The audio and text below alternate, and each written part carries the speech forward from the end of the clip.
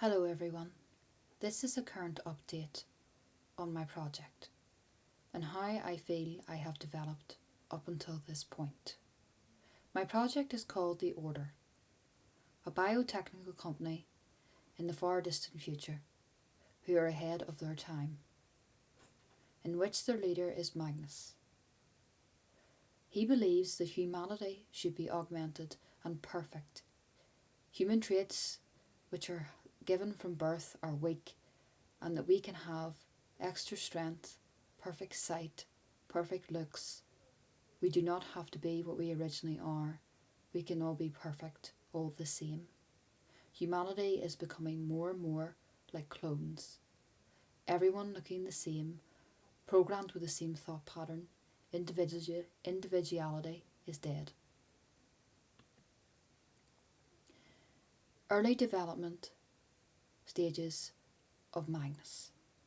Magnus's early design concepts are lacking in the correct anatomy and structure.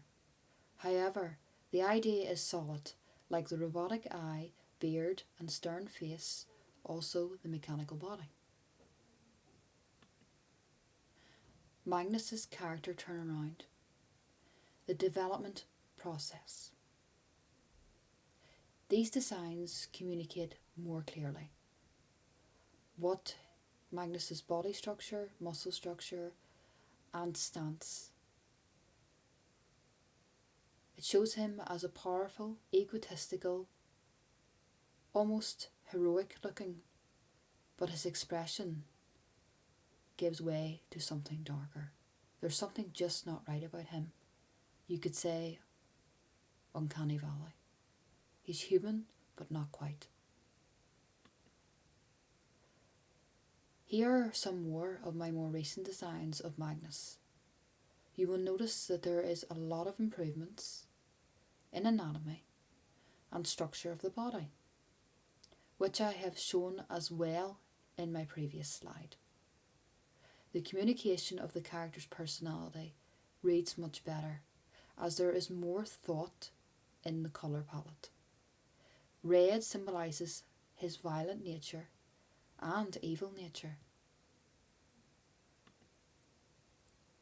In these designs shown, I am experimenting with light and dark to express emotion, communicating Magnus's villainous nature. These are some more tests in which on the right you can see that Magnus's structure is more bulky and there's no beard or hair, more mechanical parts on the top of his head. I did not like this design as much because I feel that it did not convey Magnus's personality. Magnus is almost like a business mogul, a head, a president of the United States, a world leader, a ruthless dictator. The beard, although pointy and edgy looking, still looks very well trimmed, as if Magnus spends hours preparing his personal appearance. This communicates Magnus's vanity and love for only himself and the pursuit of perfection. There is no time in Magnus's life for mistakes or things that do not please him. Everything is perfect in his world, in order and organised.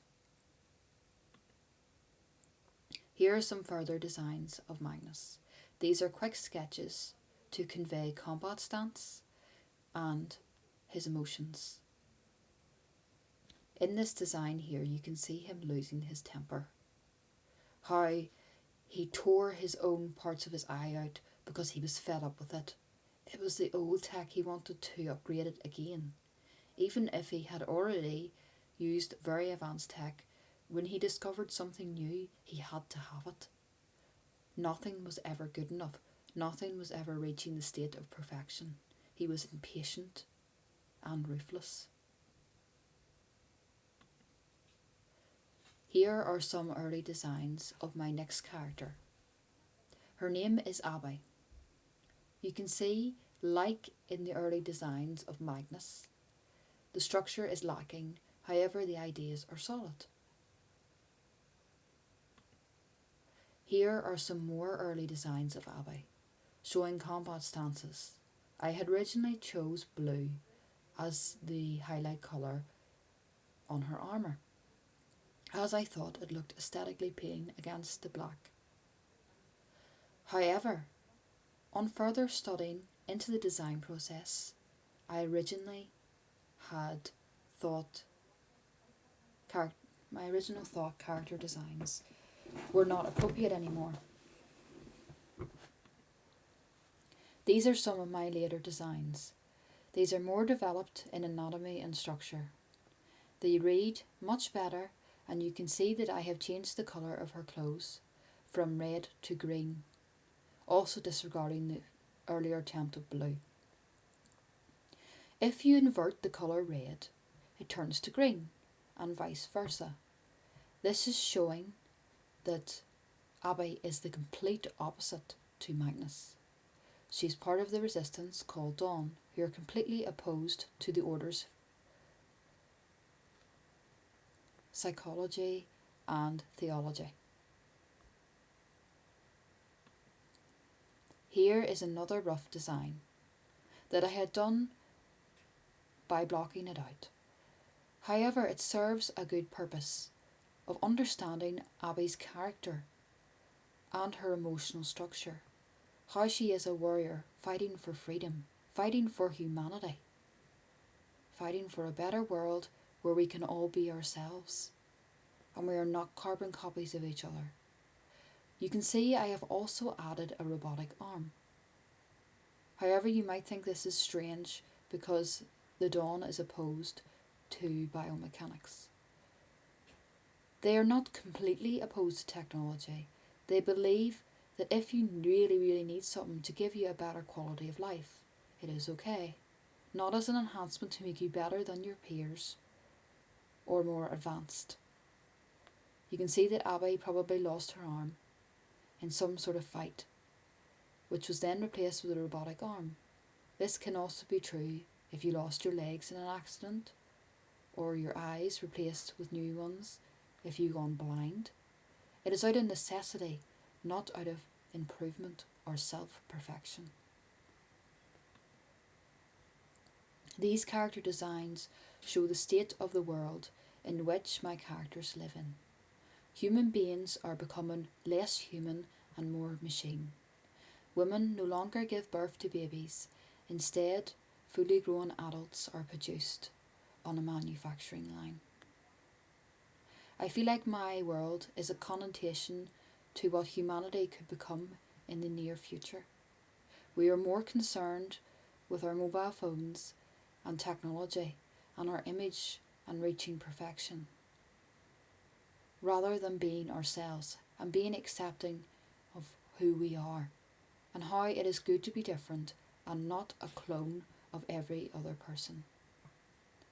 Therefore, yes, my world is exaggerated, but I feel that it is touching on an issue which is ingrained within society today. That is the question which my world is answering. That is the need which it is facilitating. All films facilitate something that we have to see, something we need to see, something that is in our subconscious mind, a question that we do not even know needs answering. Thank you for listening. I hope you've enjoyed my presentation and the idea for my world. And have a great day.